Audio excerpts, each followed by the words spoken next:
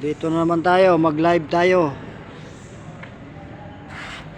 Ito po yung gasket na federal. Wala na talaga ang mga replacement ngayon na gasket. Hindi na siya akma.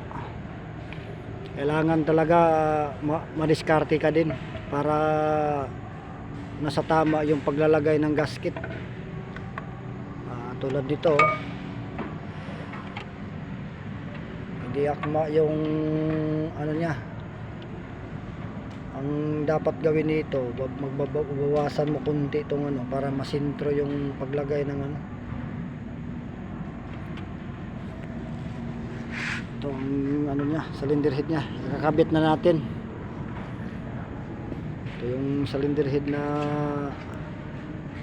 tapos na nating asintahin. Gawin natin ito yung cylinder head gasket para umakma sa niya. Bawasan natin to kunti itong parang tanso para maiangat natin kunti yung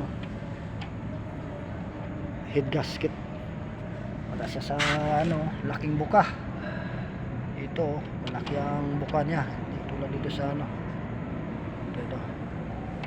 dito laking buka tapos sobrang baba na yung niya sakyo. Dapat niyan nakaganon siya konti. Nakaganon, hindi yung subganyan. Ang dapat gawin nito dito, itong tanso niyang babawasan natin ng mini drill